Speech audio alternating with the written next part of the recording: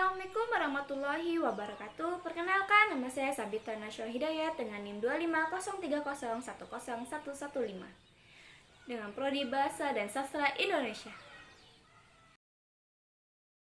Selama ini, pendidikan sering dipahami hanya sebagai proses pemindahan ilmu dari guru kepada peserta didik. Dalam pandangan ini, guru dianggap sebagai sumber utama pengetahuan, sedangkan peserta didik hanya bertugas mendengarkan, mencatat, dan menghafal materi. Keberhasilan pendidik kemudian diukur dari nilai ujian dan kemampuan peserta didik menjawab soal. Cara pandangan seperti ini membuat proses belajar cenderung satu arah dan menempatkan peserta didik sebagai pihak yang pasif. Padahal, pendidikan tidak seharusnya berhenti pada transfer ilmu semata. Pendidikan juga merupakan proses pembentukan manusia seutuhnya, yaitu manusia yang tidak hanya cerdas secara intelektual, tetapi juga memiliki sikap nilai, normal, dan kemampuan bersosialisasi.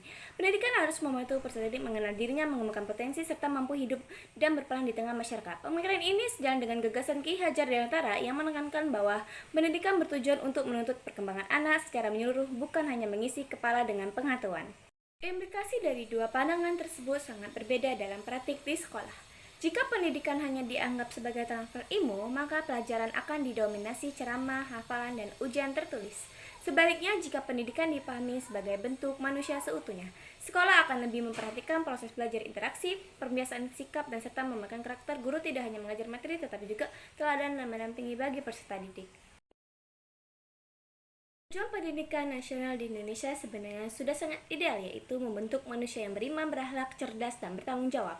Namun, dalam kenyataan, tujuan tersebut sering tidak tercapai secara maksimal. Hal ini terjadi karena adanya kesenjangan antara kebijakan, pendidikan, dan praktik di lapangan, yang dipengaruhi oleh faktor struktural dan kultural.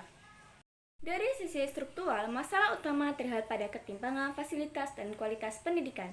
Sekolah di daerah perkotaan umumnya memiliki sarana yang lebih lengkap dibanding sekolah daerah terpencil. Selain itu, kebijakan pendidikan sering berubah-ubah sehingga sekolah dan guru kesulitan beradaptasi. Sistem penilaian yang masih menekankan nilai dan kelulusan juga membuat sekolah lebih fokus mengejar hasil angka daripada proses pendidikan itu sendiri. Dari sisi kultural, budaya masyarakat yang terlalu menekankan nilai dan ijazah turut memperlebar kesenjangan tersebut. Banyak orang tua menganggap pendidikan hasil jika anak mendapatkan nilai tinggi meskipun cara tidak jujur. Contoh konkret adalah praktik mencontek atau mengejar ranking tanpa memperhatikan sikap dan karakter.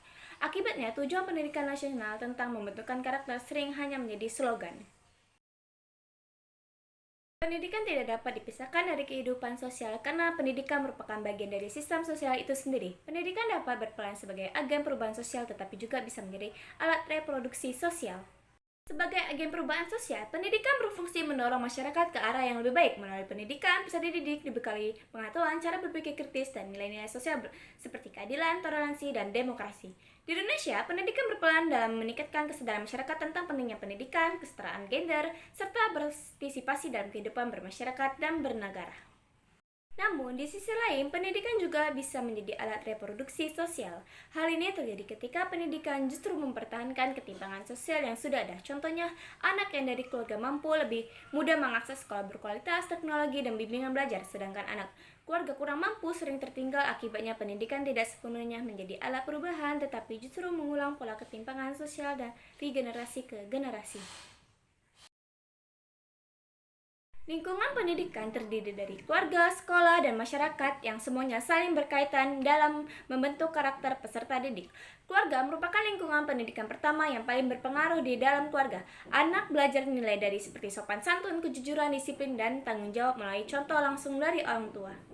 Sekolah berperan sebagai lingkungan pendidikan formal yang secara terencana mengembangkan pengetahuan, keterampilan, dan sikap peserta didik.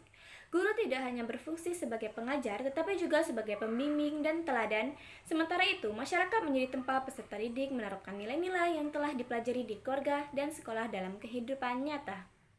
Apabila salah satu lingkungan tidak berfungsi dengan baik, pembentukan karakter peserta didik menjadi tidak optimal. Misalnya, jika keluarga kurang memberikan perhatian, sekolah akan kesulitan membentuk sikap peserta didik. Begitu juga, jika di lingkungan masyarakat memberikan contoh perilaku negatif, maka nilai-nilai yang diajarkan di sekolah bisa menjadi lemah. Perubahan kurikulum yang terlalu sering memberikan dampak yang cukup besar bagi dunia pendidikan. Bagi guru, perubahan kurikulum menuntut penyesuaian yang cepat terhadap metode mengajar, administrasi, dan sistem penilaian.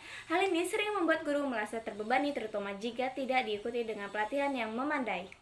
Bagi peserta didik, perubahan kurikulum yang terus-menerus dapat menimbulkan kebingungan karena sistem pembelajaran dan penilaian sering berubah. Akibatnya, peserta didik kesulitan menyesuaikan diri dan fokus belajar bisa terganggu. Secara umum, perubahan kurikulum yang terlalu sering dapat berdampak pada mutu pendidikan. Jika perubahan dilakukan tanpa persiapan dan evaluasi yang matang, kualitas pembelajaran justru menurun. Oleh karena itu, kurikulum seharusnya dirancang secara berkelanjutan dan stabil agar tujuan pendidikan dapat tercapai secara optimal.